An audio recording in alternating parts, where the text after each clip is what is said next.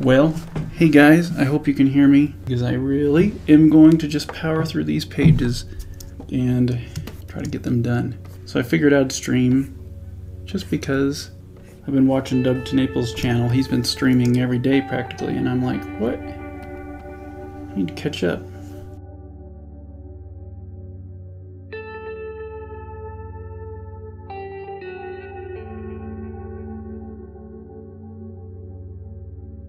Question, hi Jason, whose work are you inspired by, if any, when it comes to drawing comics in a looser style? A lot of the artists at DreamWorks actually kind of made it clear to me that I could do you can do really loose stuff, but that still has a real high quality. And especially with paintings, it just was amazing how beautiful and like intricate these paintings were. But you look at it up close and it's just like, wow, you just slopped that out. But it's great. My art director Tang Hang was a great example of that, and Ramon Zebach and his son Christopher Zebach are amazing at a loose style. Nate Ragg, same thing. I worked with him on Captain Underpants and Dino Trucks. And you know, actually that was about the same time I was developing these pages and developing the style for this. And I think that's kind of why, because I realized we could go so much faster. I could go so much faster and still get away with it would still feel like quality. As long as I thought about it correctly and as long as I executed it right, it would still feel like quality. So, and then in comics, trying to think. There's definitely some people in comics that have an amazing loose style. I'm just blanking on it right now as I draw. Oh, one interesting example is like the Fooly Cooly manga. I remember that when I first saw that, it just really shocked me that how simple and like experimental it was. Not even the animation. The animation's good too and experimental, but the manga is like just like ridiculously quickly drawn. Like some of the pages are drawn with like a Sharpie practically, and yet it still worked. So that was inspiring when I saw that.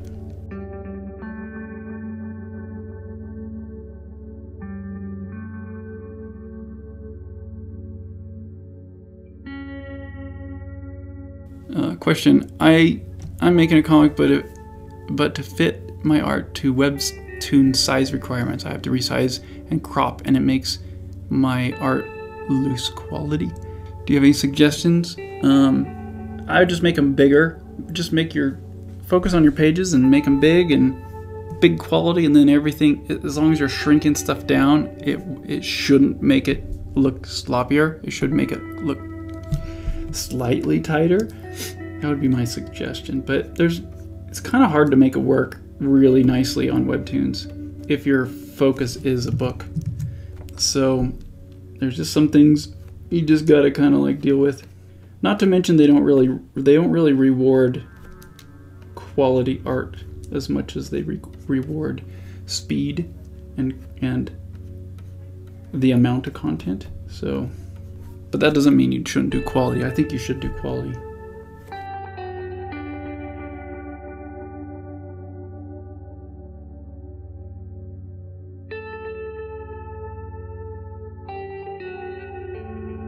When you first started working on your own comic book, was it hard for you to find a style of drawing you liked? Not really. The reason I started working on my first comic book was because I was inspired by styles that I liked.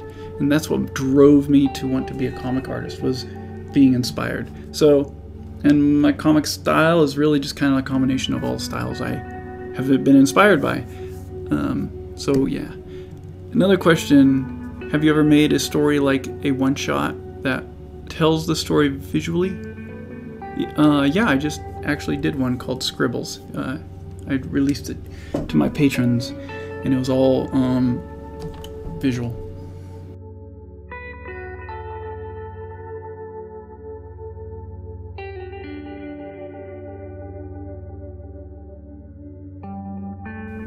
Oh yeah, another question. Are you planning to keep this in Greyscale?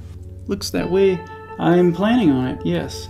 I'm planning on doing it a little bit with like nice textures though too, and like lasso tool type backgrounds. And then every now and then if I want to hit some color into it, I want to be able to do that. So that's kind of the plan. I like the idea of having the backgrounds kind of lasso tool backgrounds for the most part, and the characters drawn, inked. So that's what I'm going for.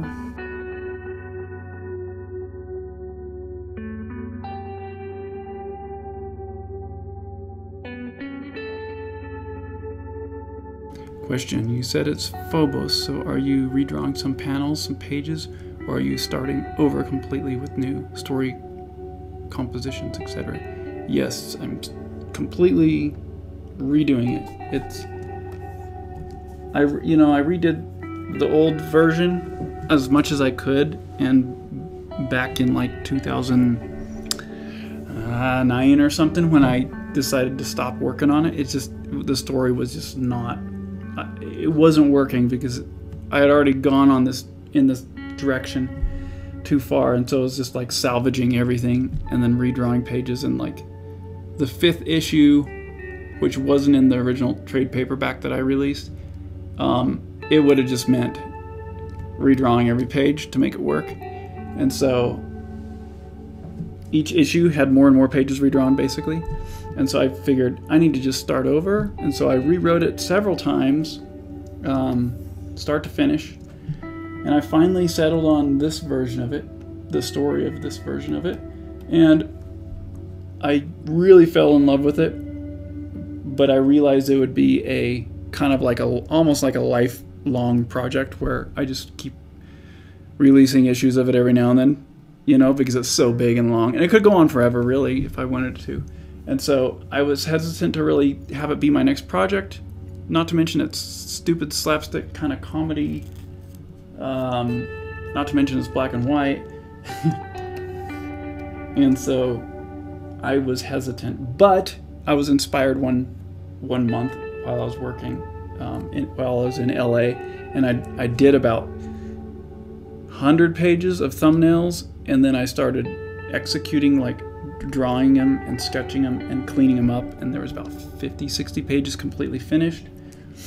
And I love the style and the way it works and the story, and so now it's just a matter of, okay, let me just start doing this for real and releasing it so that people can actually read it instead of just sitting on it for another 5 years or however long. So that's where I'm at with it.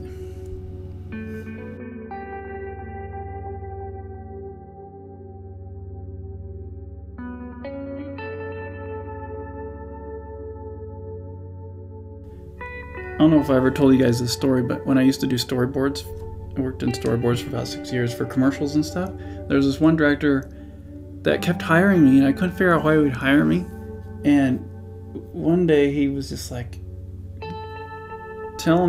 he told me, he was like, "You're the only storyboard artist that can draw these 3D arrows so perfectly. Your 3D arrows are just so amazing." And it's like, it's such a small part of storyboards. And it made me feel like, okay, great. My drawings are okay, but my 3D arrows that say the camera moves this direction is the the thing that gets me the job.